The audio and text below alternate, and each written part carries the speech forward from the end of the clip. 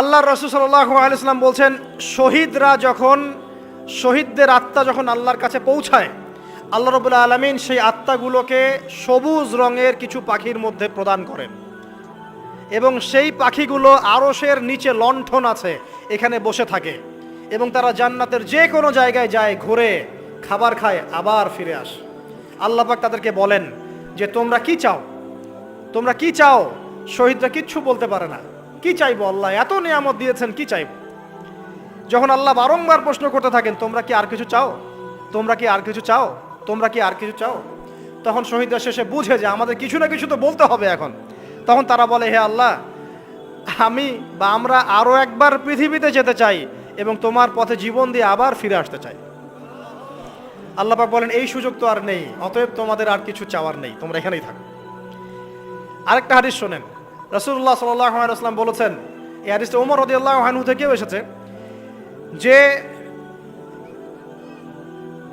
তোমরা যদি, হে মানব জাতি বা হে মুসলিমরা, তোমরা যদি আল্লাহর প্রতি তাওয়াক্কুল করার মতোই তাওয়াক্কুল করতে, ভরসা করার মতোই ভরসা করতে, আল্লাহ পাক তোমাদেরকে পাখিদেরকে যেমন করে রিজিক দেন, তোমাদেরকে ঠিক সেইভাবে রিজিক দিতেন। তোমরা কি লক্ষ্য করো না যে পাখিরা খালি পেটে বের হয়ে যায় বাসা থেকে সকালবেলা এবং সন্ধ্যাবেলা ভরা পেটে বাসায় ঢোকে? আপনাকে যে তিনটা হাদিস শোনালাম, এই তিনটা হাদিসে একটা শব্দ হচ্ছে কমন। শব্দটা কি বলেন? পাখি। পাখি কি? পাখি। আল্লাহ রাব্বুল আলামিন পাখিদের কাছ থেকে আমাদেরকে শিখতে বলছেন এবং বলছেন যে পাখিদের মনটা হয় খুব নরম, খুব সফট, এবং তারা আল্লাহর প্রতি তাওয়াক্কুল করে পূর্ণ মাত্রায়। তারা সকালবেলা ভোরবেলা বের হয়ে যায় এবং সন্ধ্যাবেলা বাসায় ফেরে, খালি পেটে বের হয়, ভরা পেটে বাসায় ফেরে। এবং আল্লাহ পাক সবচেয়ে সম্মানিত মৌত যেটা শহীদের মৌত, সেই শহীদদের আত্মাকে আল্লাহ পাক পাখির রূপ দিবেন। তাহলে পাখিটার বিষয়ে একটা ফোকাস করা দরকার আছে না? আচ্ছা, এখানে আসেন। পাখির মন হচ্ছে নরম, মানে পাখির মনটা তাসকিয়া, আত্মশুদ্ধিতে পরিপূর্ণ। কদ আফলাহা মান যাক্কাহা, সে ব্যক্তি সফল হলো যার হৃদয়টা পবিত্র, নিষ্পাপ, নিষ্কলুষিত হলো, সে ব্যক্তি সফল হবে ইনশাআল্লাহ। একটা কাজ এখানে খেয়াল করেন, পাখিরা সকালবেলা ভোরবেলা বের হয় আর সন্ধ্যাবেলা বাসায় ফেরে। এখনকার মুসলিমদেরকে দেখবেন দুপুরবেলা ওঠে, রাত 3টায় ঘুমায়। কথা কি বুঝেন নাই? পাখির একদম ভোরবেলা ওঠে, যখন ফজরের আজান দিচ্ছে ঠিক তার আগ মুহূর্তে পাখির কিচিরমিচির শুনছেন, তার মানে নামাজের ওয়াক্ত প্রায় চলে যাচ্ছে, তার মানে তার আল্লাহ পাকের হুকুমের সাথেই জেগে ওঠে, সূর্য ডুবে তারা ডুবে যায়। ঠিক এরকম সুন্নত ছিল নবী সাল্লাল্লাহু আলাইহি ওয়াসাল্লামের এবং সাহাবায়ে কেরামের। আজকে 1400 বছর পর মুসলিম জাতি এই সুন্নাহ ভুলে গেছে। এখন আমাদের সুন্নত দেখবেন, যদি কোনো রকম উঠেও ফেলি ফজরে, আবার 12টা পর্যন্ত ঘুম, আরো বেশি। আর এই যুব সমাজ যারা আছো, তোমরা কেউই 3টা-4টার আগে ঘুমায় বলে আমার মনে হয় না। অলওয়েজ অনলাইনে পড়ে আছে, টিকটক নিয়ে, ফেসবুক নিয়ে, গার্লফ্রেন্ডের সাথে চ্যাটিং। পাখির মতো হতে পারলে পরে মনটা তো নরম হবে, তারপরে না তাসকিয়া অর্জন হবে। পাখির রুটিনটা কি? ভোরবেলা বের হয় আর সন্ধ্যাবেলা বাসায় ঢোকে। অতএব আমরা যদি রাসূলুল্লাহ সাল্লাল্লাহু আলাইহি ওয়াসাল্লামের সুন্নাহ মতো ওই ভোরবেলা উঠতে পারি আর আর্লি নাইট ঘুমিয়ে যেতে পারি এবং সারাদিন যদি রাসূলের সুন্নাহগুলোর উপর আমল করতে পারি, তাসকিয়া অর্জন হবে ইনশাআল্লাহ। কথা বুঝতে পারছেন? 2, পাখির মতো নরম মন লাগবে। এখনকার আমরা যারা বেঁচে আছি, আমাদের মনগুলো কঠিন। কেমন কঠিন? ইব্রাহিম আলাইহিস সালামের জানা ছিল না যে শেষ বয়সে তিনি বলছেন, রব্বি হাবলি মিনাস সালিহিন। আপনি এই দোয়া করতে পারেন না? সন্তান হবে না কেন? আল্লাহ পাক তাকদিরে লিখে রাখলেন, অবশ্যই হবে। আর আল্লাহ পাক তাকদিরে না লিখলে কিভাবে হবে? তাকদিরে যে ব্যক্তি বিশ্বাস করে না, সে ব্যক্তি হতাশ হয়। যা কিছু হচ্ছে আমাদের জীবনে সবই তাকদির, এর বাইরে একটা মানুষও যেতে পারবে না। তো প্রিয় ভাইরা, কথায়, কাজে এবং চিন্তায় আমরা অনেক শিরিক করছি। শিরিকের কারণে আমাদের অন্তর কঠিন হয়ে গেছে। আরো কেন কঠিন হচ্ছে? বেদাত। আমল করছেন নবীর সুন্নত মানার জায়গায় অন্য কিছু আপনি করছেন, এমন কিছু আমল করছেন যেগুলোর সাথে রাসূলের সুন্নতের কোনো সম্পর্ক নাই এবং সাহাবীদের সুন্নতেরও কোনো সম্পর্ক নেই। এই ক্ষেত্রে গিয়ে আপনি বেদাত করছেন, বেদাত করে অন্তর কঠিন হয়ে যাচ্ছে। অন্তর কঠিন হওয়ার একটা বড় কারণ হচ্ছে হারাম রিজিক। যখন আপনি হারাম রিজিকে যাচ্ছেন, সুদ, ঘুষ, আপনার দুর্নীতি, আপনার এই যে অন্যের সম্পদ আত্মসাৎ করা, হালাল হারামের পরোয়া না করা, এই রিজিক দিয়ে যখন আপনি আপনার দেহ, রক্ত, মাংস গঠিত হচ্ছে, আপনার কলবটা শক্ত হয়ে যাচ্ছে। আমি কি বুঝাতে পারছি না? হারাম রিজিক যখন আপনার শরীরে ঢুকছে, অন্তরটা শক্ত হয়ে যাচ্ছে। একটা হাদিস যথেষ্ট। আল্লাহ রসুল বলেছেন, ইন্নাল্লাহা তাইয়্যিব লা ইউকবালু ইল্লা তাইয়্যিব। আল্লাহ পাক পবিত্র সত্তা, তিনি পবিত্র ছাড়া কবুল করেন না। আপনি 10টা হজ করে আসেন, চুরির টাকা দিয়ে, ডাকাতির টাকা দিয়ে, আত্মসাতের টাকা দিয়ে, দুর্নীতির টাকা দিয়ে, যদি কবুল হয় তাহলে কোরআন সুন্নাহ মিথ্যা হয়ে যাবে। নাউযুবিল্লাহ। কথা কি বুঝতে পারছেন না? আল্লাহ রাব্বুল আলামিন বলছেন আল্লাহ পাক পবিত্র ছাড়া কবুল করেন না। হারাম রিজিক দিয়ে ইবাদত কবুল হয় না। আমরা ওই যে রংপুর অঞ্চলে একবার ওই যে হারাগাছ একটা অঞ্চল আছে না, সেখানে গিয়েছিলাম। সেখানে মাশাআল্লাহ আবার বিড়ির অনেক ফ্যাক্টরি আছে। কিসের? বিড়ি তো হালাল নাকি? তামাক তো হালাল নাকি? তো সেখানে বিড়ি ফ্যাক্টরির অনেক মালিক আছে এবং তারা মসজিদ কমিটির অনেক দায়িত্বপ্রাপ্ত আর কি। মুসলিমদের গায়রত্ব এখন নাই, মুসলিমরা এদেরকে আবার মসজিদ কমিটির সদস্যও বানিয়েছে। তো এখন মসজিদ কমিটিতে এসে তার প্রভাবে ইমাম সাহেব টিকতে পারে না। দুইজন বলে নামাজের পর হাত তুলে দোয়া করতে হবে, দুইজন বলে করা যাবে না। ঠিক আছে, এই নিয়ে ক্যাচাল। এই ক্যাচাল হতে হতে দেখা গেল এক পর্যায়ে মারামারি পর্যন্ত হয়েছে। মসজিদ ভাগ হয়েছে, মারামারিও হয়েছে।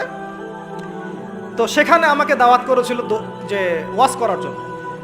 তো দোয়া করার কথা বলছে। তাই আমি বললাম যে দোয়া করে লাভ কি? দোয়া করলেই বাকি, না করলেই বাকি, রিজিকটাই তো হারাম। আপনি তো তামাকের টাকা খাচ্ছেন, তামাক। আপনি মাদকের টাকা খাচ্ছেন, এটা কি হালাল না হারাম? তো হারাম টাকা দিয়ে হাত তুলে দোয়া করলেই কি, না করলেই কি? দোয়া তো উঠছে না উপরে। আগে হারাম রিজিক ছাড়েন, তারপর দোয়া করুন। তো রিজিক হারাম হওয়ার কারণে আমাদের কি হচ্ছে? অন্তরটা কি হচ্ছে ভাই? কঠিন হচ্ছে। ওই পাখির মতো আর মুক্ত আকাশ উঠতে পারবেন না। তারপরে সামনে যান, আরো কেন কঠিন হয়? বস্তুবাদিতা, দুনিয়া। সারাদিন দুনিয়ার ফিকির, দুনিয়ার চিন্তা। খাবো কি, পরবো কি, ব্যাংক ব্যালেন্স, টাকা পয়সা, স্ট্যাটাস, সারাটা দিন দুনিয়ার দুনিয়া। ঘুম থেকে ওঠা থেকে নিয়ে শুরু করে ঘুমানো পর্যন্ত খালি দুনিয়া। যারা দুনিয়ার নেশায় মত্ত হয়ে আছে, এদের অন্তরটা কঠিন হয়ে যায়। এই অন্তরটা পাখির মতো হতে পারবে না। ঠিক আছে কথা? যত বেশি আপনি পাপ করবেন, যত বেশি পর্ন দেখবেন, যত বেশি মাদক খাবেন, যত বেশি জুয়া খেলবেন, যত বেশি অহেতুক সময় নষ্ট করবেন, যত বেশি আপনি অন্যের ক্ষতি করবেন, ঠিক আছে, নিরপরাধ মানুষের উপর নির্যাতন করবেন, যত বেশি আপনি পাপ করবেন, পাপ, এই পাপ করতে করতে করতে মানুষের অন্তর কঠিন হয়ে যায়। ইবনুল কাইয়্যিম রাহিমাহুল্লাহ বলেছেন যে পাপ করতে থাকলে মানুষের অন্তর কঠিন হয়ে যেতে থাকে এবং ইস্তেগফার আর জিকির করলে গিয়ে মানুষের অন্তর আবার নরম হতে থাকে। পাপের উপর পাপ করতে থাকলে মানুষের অন্তর কঠিন হতে থাকে। এ বিষয়ে রাসূলুল্লাহ সাল্লাল্লাহু আলাইহি ওয়াসাল্লাম বলেছেন, যখন মানুষ একটা পাপ করে কলবের মধ্যে একটা কালো দাগ পড়ে যায়, যখন আরো একটা পাপ করে আরেকটা কালো দাগ পড়ে যায়। এভাবে যখন পাপ করতেই থাকে তখন পুরো কলবটাই কালিমা পূর্ণ হয়ে যায়। এই অবস্থায় যদি সে তওবা করে, আল্লাহ পাক শিরক ত্যাগ করতে হবে। 2 নাম্বার, আপনাকে তাওহীদে থাকতে হবে। এটা এক, অন্তর নরম করার কথা বলছি। 2 নাম্বার, সুন্নতের উপর আমল করতে হবে। ওই যে পাখির কথা বললাম, যে সকালবেলা বের হয় আর সন্ধ্যাবেলা কি করে? বাসায় ফেরে। খালি পেটে বের হয়, ভরা পেটে বাসায় ফেরে। তার মানে আমাদেরকেও সকাল সন্ধ্যাটা কাটাতে হবে নবী সাল্লাল্লাহু আলাইহি ওয়াসাল্লামের সুন্নত অনুযায়ী। যখন তিনি ঘুমাতেন তখন ঘুমাবেন, যখন উঠতেন তখন উঠবেন। বাকি কাজ যেমন করে করতেন তেমন করে করবেন, তখন অন্তর ইনশাআল্লাহ নরম হয়ে যাবে। ঠিক আছে ভাই? 2। 3 নাম্বার, 5 ওয়াক্ত নামাজ জামাতে। নামাজ আপনাকে যে কোনো পাপ থেকে বাঁচাবে ইনশাআল্লাহ। ভাই জেনা করছেন, নামাজ পড়েন। আপনি হারাম অ্যাফেয়ার্সে আছেন, হতাশ হয়েন না, নামাজ পড়েন। গোনা ছাড়তে পারছেন না, নামাজ পড়েন। সুদ খাচ্ছেন, নামাজ পড়েন। বেপরদা চলছেন, তাও নামাজ পড়েন। আপনি অন্যের হক নষ্ট করেছেন, তাও নামাজ পড়েন। যে পাপই করেছেন, নামাজটা পড়েন। নামাজ আপনাকে সমস্ত পাপ থেকে যখন বুঝে আপনি প্রত্যেক দিন 1 পারা করে বা 1 ঘন্টা করে কোরআন তেলাওয়াত করবেন, আপনার কলিজা, আপনার কলব নরম হতে বাধ্য এবং আপনার অন্তরে আল্লাহ নূর নেমে আসবে ইনশাআল্লাহ। দেখবেন আপনার কলব থেকে সমস্ত এই যে পঙ্কিলতা, কলুষতা ইনশাআল্লাহ চলে যাবে ইনশাআল্লাহ তাআলা। 2টো জিনিস অন্তরকে পবিত্র করে ফেলে। এক হচ্ছে কোরআন তেলাওয়াত, আর এক হচ্ছে বেশি থেকে বেশি আল্লাহর জিকির এবং ইস্তেগফার। তো কোরআন তেলাওয়াত বাড়িয়ে দেন। আল্লাহ পাক সবাইকে কোরআন তেলাওয়াত করার তৌফিক দান করুন, আমিন। যারা শেখেন নাই, আজকে ওয়াদা করেন যে কোরআন আপনারা বিশুদ্ধ করে পড়া শিখবেন। ওয়াদা করেন আগামী রমজান আসার আগেই 1 খতম দেওয়া চাই। পারবেন? এবং কোরআনের চর্চা বাড়িয়ে দিবেন। প্রত্যেক দিন কিছু করেন না করেন কোরআন তেলাওয়াত করতে হবে। ঠিক আছে? আল্লাহ পাক তৌফিক এনায়েত করুন, আমিন। আর বুঝে পড়ার চেষ্টা করবেন। একটা সহজ তাফসীর বলে দিই। মারিফুল কোরআন বাসায় আছে না? মারিফুল কোরআন, তাফসীর ইবনে কাসির বাসায় নাই, জালালাইন বাসায় নাই, কিনেন। সারাদিন তো অনেক টাকা পয়সা খরচ করছেন, 3টা তাফসীর কিনেন, জালালাইন কিনেন, মারেফুল কোরআন কিনেন, ইবনে কাসির কিনেন, বাসায় গিয়ে পড়া শুরু করুন। পারবেন না? যে আয়াতটা বুঝবেন না, ওলামায়ে কেরামের কাছে যাবেন, গিয়ে বলবেন হুজুর এটা বুঝি নাই, বুঝাই দেন। নিজে নিজে ব্যাখ্যা করতে যাবেন না। ব্যাখ্যা করলে দেখবেন একটা পণ্ডিত বেরোছে, কিছু পণ্ডিত কোরআন পড়ে বলে কোরআনই মানি, হাদিস মানি না। এরকম পণ্ডিত দেখেন নাই?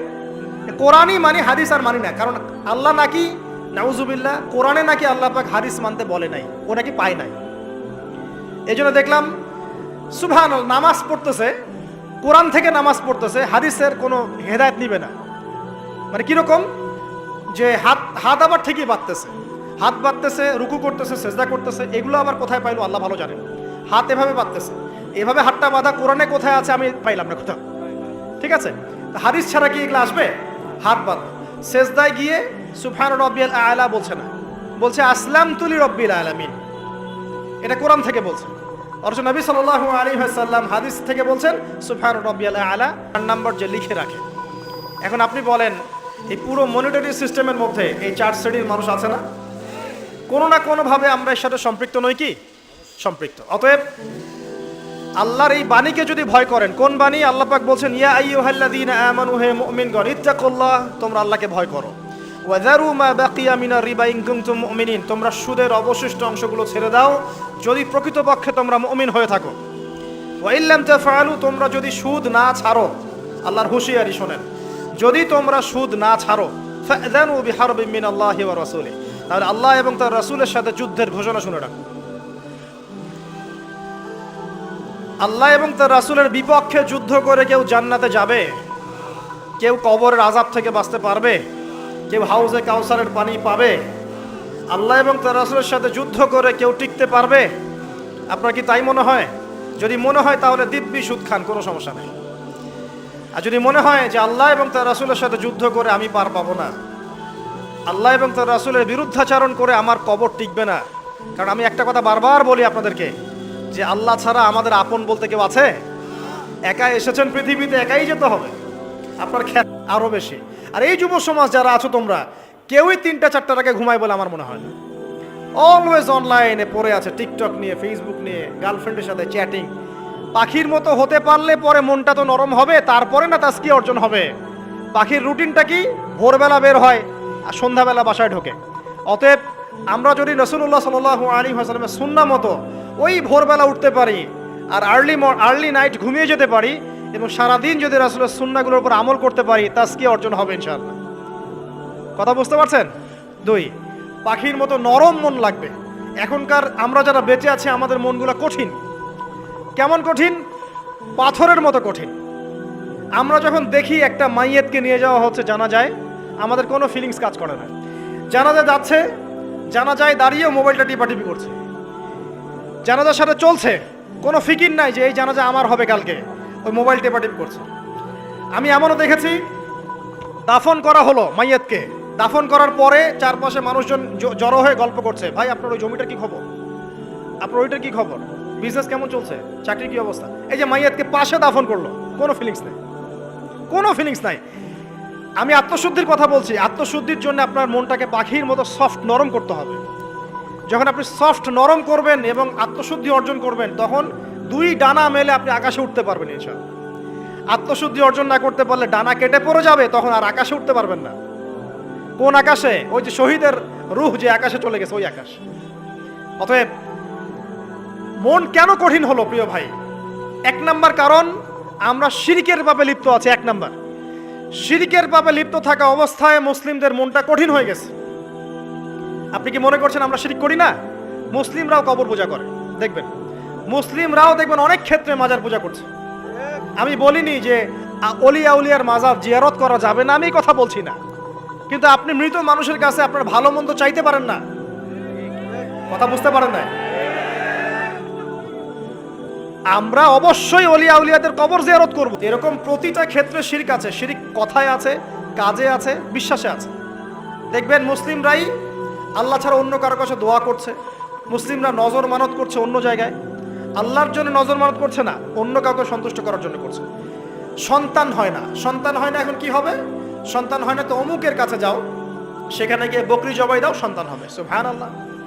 তো এই পদ্ধতি ইব্রাহিম আলাইহিস সালামের জানা ছিল না যে শেষ বয়সে তিনি বলছেন রব্বি হাবলি মিনাস সালিহিন। আপনি দোয়া করতে পারেন না? সন্তান হবে না কেন? আল্লাহ পাক তাকদিরে লিখে রাখলেন, অবশ্যই হবে। আর আল্লাহ পাক তাকদিরে না লিখলে কিভাবে হবে? তাকদিরে যে ব্যক্তি বিশ্বাস করে না সে ব্যক্তি হতাশ হয়। যা কিছু হচ্ছে আমাদের জীবনে সবই তাকদির, এর বাইরে একটা মানুষও যেতে পারবে না। প্রিয় ভাইরা, কথায় কাজে এবং চিন্তায় আমরা অনেক শিরিক করছি। শিরিকের কারণে আমাদের অন্তর কঠিন হয়ে গেছে। আরো কেন কঠিন হচ্ছে? বেদাত। আমল করছেন নবীর সুন্নত মানার জায়গায় অন্য কিছু আপনি করছেন, এমন এমন কিছু আমল করছেন যেগুলোর সাথে রাসূলের সুন্নতের কোনো সম্পর্ক নাই এবং সাহাবীদের সুন্নতেরও কোনো সম্পর্ক নেই। এই ক্ষেত্রে গিয়ে আপনি বেদাত করছেন, বেদাত করে অন্তর কঠিন হয়ে যাচ্ছে। অন্তর কঠিন হওয়ার একটা বড় কারণ হচ্ছে হারাম রিজিক। যখন আপনি হারাম রিজিকে যাচ্ছেন, সুদ, ঘুষ, আপনার দুর্নীতি, আপনার এই যে অন্যের সম্পদ আত্মসাৎ করা, হালাল হারামের পরোয়া না করা, এই রিজিক দিয়ে যখন আপনি আপনার দেহ, রক্ত, মাংস গঠিত হচ্ছে, আপনার কলবটা শক্ত হয়ে যাচ্ছে। আমি কি বুঝাতে পারছি না? হারাম রিজিক যখন আপনার শরীরে ঢুকছে, অন্তরটা শক্ত হয়ে যাচ্ছে। একটা হাদিস যথেষ্ট। আল্লাহ রসুল বলেছেন, ইন্নাল্লাহা তাইয়্যিব লা ইউকবালু ইল্লা তাইয়্যিব। আল্লাহ পাক পবিত্র সত্তা, তিনি পবিত্র ছাড়া কবুল করেন না। আপনি 10টা হজ করে আসেন, চুরির টাকা দিয়ে, ডাকাতির টাকা দিয়ে আত্মসাৎ করেছিল যে ওয়াজ করার জন্য, তো দোয়া করার কথা বলছে। তাই বলে দোয়া করে লাভ কি? দোয়া করলেই বাকি, না করলেই বাকি, রিজিকটাই তো হারাম। আপনি তো তামাকের টাকা খাচ্ছেন, তামাক। আপনি মাদকের টাকা খাচ্ছেন, এটা কি হালাল না হারাম? তো হারাম টাকা দিয়ে হাত তুলে দোয়া করলেই কি, না করলেই কি? দোয়া তো উঠছে না উপরে। আগে হারাম রিজিক ছাড়েন, তারপর দোয়া করুন। তো রিজিক হারাম হওয়ার কারণে আমাদের কি হচ্ছে? অন্তরটা কি হচ্ছে ভাই? কঠিন হচ্ছে। ওই পাখির মতো আর মুক্ত আকাশে উঠতে পারবেন না। তারপরে সামনে যান, আরো কেন কঠিন হয়? বস্তুবাদিতা, দুনিয়া। সারাদিন দুনিয়ার ফিকির, দুনিয়ার চিন্তা, খাবো কি, পরবো কি, ব্যাংক ব্যালেন্স, টাকা পয়সা, স্ট্যাটাস, সারাটা দিন দুনিয়ার দুনিয়া। ঘুম থেকে ওঠা থেকে নিয়ে শুরু করে ঘুমানো পর্যন্ত খালি দুনিয়া। যারা দুনিয়ার নেশায় মত্ত হয়ে আছে, এদের অন্তরটা কঠিন হয়ে যায়। এই অন্তরটা পাখির মতো হতে পারবে না। ঠিক আছে কথা? যারা দুনিয়ার নেশায় মত্ত হয়ে আছেন, এই অন্তরটা কঠিন হয়ে যাবে, পাখির মতো হতে পারবে না। তারপর কি? আরো সামনে যান, আবু আলী ওয়াসাল্লামের সুন্নত অনুযায়ী যখন তিনি ঘুমাতেন তখন ঘুমাবেন, যখন উঠতেন তখন উঠবেন, বাকি কাজ যেমন করে করতেন তেমন করে করবেন, তখন অন্তর ইনশাআল্লাহ নরম হয়ে যাবে। ঠিক আছে ভাই? 2, 3 নাম্বার, 5 ওয়াক্ত নামাজ জামাতে। নামাজ আপনাকে যে কোনো পাপ থেকে বাঁচাবে ইনশাআল্লাহ। ভাই জেনা করছেন, নামাজ পড়েন। আপনি হারাম অ্যাফেয়ার্সে আছেন, হতাশ হয়েন না, নামাজ পড়েন। গোনা ছাড়তে পারছেন না, নামাজ পড়েন। সুদ খাচ্ছেন, নামাজ পড়েন। বেপর্দা চলছেন, তাও নামাজ পড়েন। আপনি অন্যের হক নষ্ট করেছেন, তাও নামাজ পড়েন। যে পাপই করেছেন, নামাজটা পড়েন। নামাজ আপনাকে সমস্ত পাপ থেকে বাঁচিয়ে রাখবে ইনশাআল্লাহ। ইনশাআল্লাহ আস্তে আস্তে ইনশাআল্লাহ দেখবেন সব পাপ থেকে আপনি দূরে চলে আসছেন ইনশাআল্লাহ তাআলা। 3 নাম্বার নামাজ। 4 নাম্বার, বেশি থেকে বেশি, ভাই শোনেন, বেশি থেকে বেশি পরকালের ফিকির করবেন। খালি পরকালের চিন্তা করবেন যে আমাকে মৃত্যুবরণ করতে হবে, কবরে যেতে হবে, পুলসিরাত পার হতে হবে, আল্লাহর সামনে দাঁড়াতে হবে। যত বেশি আপনি আল্লাহর ফিকির করবেন, পরকালের ফিকির করবেন, আপনার মনটা নরম হয়ে যাবে ইনশাআল্লাহ, মনটা শক্ত হবে না। 5 নাম্বার, মানুষের সাথে খুব বেশি মেলামেশা করবেন। মানুষের সাথে খুব বেশি মেলামেশা করলে ইবনুল কাইয়িম রাহিমাহুল্লাহ বলেছেন অন্তর কঠিন হয়ে যায়। কারণ মানুষ আপনাকে গীবত করাবে, হ্যাঁ, মানুষ খারাপ কাজে নিয়ে যাবে, বেফাস কথাবার্তা বলবেন, হয়তো বেফাস কাজ করবেন, ফুজুল কি বাদ করবেন। এগুলো করতে গিয়ে আপনি দেখবেন অন্তর কঠিন হয়ে গেছে। এত বেশি মানুষের সাথে মেলামেশার দরকার নাই, প্রয়োজন যতটুকু অতটুকু করবেন। ঠিক আছে? আল্লাহ পাক তৌফিক দান করুন, আমিন। কয়টা বললাম? 5, 6। আমার সবচেয়ে প্রিয় নসিহত, প্রত্যেক দিন মিনিমাম 1 ঘন্টা করে কোরআন তেলাওয়াত করবেন বুঝে। আমি বলিনি না বুঝে করলে কোনো নেকি হবে না, প্রত্যেক হরফে 10 নেকি হবেই হবে, কিন্তু আপনি করবেন বুঝে ইনশাআল্লাহ। যখন বুঝে আপনি প্রত্যেক দিন 1 পারা করে বা 1 ঘন্টা করে কোরআন তেলাওয়াত করবেন, আপনার কলিজা, আপনার কলব নরম হতে বাধ্য এবং আপনার অন্তরে আল্লাহ নূর নেমে আসবে ইনশাআল্লাহ। দেখবেন আপনার কলব থেকে সমস্ত এই যে পঙ্কিলতা, কলুষতা ইনশাআল্লাহ চলে যাবে ইনশাআল্লাহ তাআলা। 2টো জিনিস অন্তরকে পবিত্র করে ফেলে, এক হচ্ছে কোরআন তেলাওয়াত, আর এক হচ্ছে বেশি থেকে বেশি আল্লাহর জিকির এবং ইস্তেগফার। তো কোরআন তেলাওয়াত বাড়িয়ে দেন। আল্লাহ পাক সবাইকে কোরআন তেলাওয়াত করার তৌফিক দান করুন, আমিন। যারা শেখেন নাই আজকে ওয়াদা করেন যে কোরআন আপনারা বিশুদ্ধ করে পড়া শিখবেন, ওয়াদা করেন। আগামী রমজান আসার আগেই 1 খতম দেওয়া চাই, পারবেন? এবং কোরআনের চর্চা বাড়িয়ে দিবেন। প্রত্যেক দিন কিছু করেন না করেন কোরআন তেলাওয়াত করতে হবে, ঠিক আছে? আল্লাহ পাক তৌফিক এনায়েত করুন, আমিন। আর বুঝে পড়ার চেষ্টা করবেন। একটা সহজ তাফসীর বলে দিই, মারিফুল কোরআন বাসায় আছে না? মারিফুল কোরআন তাফসীর ইবনে কাসির বাসায় নাই? জালালাইন বাসায় নাই? বাসায় নাই, কিনেন। সারাদিন তো অনেক টাকা পয়সা খরচ করছেন, 3টা তাফসীর কিনেন, জালালাইন কিনেন, মারিফুল কোরআন কিনেন, ইবনে কাসির কিনেন, বাসায় গিয়ে পড়া শুরু করুন। পারবেন না? যে আয়াতটা বুঝবেন না, ওলামায়ে কেরামের কাছে যাবেন, গিয়ে বলবেন হুজুর এটা বুঝি নাই। আল্লাহওয়ালা আত্মশুদ্ধিওয়ালা মানুষের সহবতে গিয়ে থাকলে তাদেরকে দেখেই দেখবেন মনটা নরম হয়ে যাবে ইনশাআল্লাহ। ইলমি পরিবেশে থাকেন, দিনী পরিবেশে থাকেন, আমর বিল মারুফ নাহি আনিল মুনকারে কাজ করেন, 3 দিন 7 দিন 40 দিন যতদিন পারেন আল্লাহর পথে সময় লাগান। আমি এটাকে আপনার আত্মশুদ্ধির জন্য বলছি, এটাই একমাত্র পথ পদ্ধতি আত্মশুদ্ধির, এটা বলছি না। এখানে গেলে আপনি ইনশাআল্লাহ আপনার ইসলাহ এবং সংশোধনের জন্য কাজ করতে পারবেন। আল্লাহ রাব্বুল আলামিন আমাদের সবার কলবগুলোকে পরিচ্ছন্ন করুন। আল্লাহ পাক আমাদের সবাইকে শিরকের পাপ থেকে বাঁচিয়ে রাখুন, হৃদয় কঠিন হওয়া থেকে বাঁচিয়ে রাখুন। আল্লাহ পাক আমাদেরকে বেশি থেকে বেশি কোরআন তেলাওয়াত করার তৌফিক দান করুন, দ্বীনি জ্ঞান চর্চা করার তৌফিক দান করুন। আল্লাহ পাক আমাদের সবাইকে হারাম রিজিক, জেনা, সুদ, ঘুষ থেকে বাঁচিয়ে রাখুন। আল্লাহ পাক আমাদেরকে পরকালীন চেতনায় এই দুনিয়ার জীবন কাটানোর তৌফিক এনায়েত করুন, আমিন। আমরা আজকে এই যে পাখিদের মতো অন্তর নিয়ে কথা বললাম, আমরা যদি এই আমলগুলোর মধ্য দিয়ে অন্তরটাকে পবিত্র করতে পারি, ইনশাআল্লাহ ওই শহীদদের যে নরম পাখির অন্তর, সেটা আমরা লাভ করতে পারবো ইনশাআল্লাহ। এবং আরশের নিচে আল্লাহ রাব্বুল আলামিন আমাদেরকে ছায়া দিবেন ইনশাআল্লাহ তাআলা।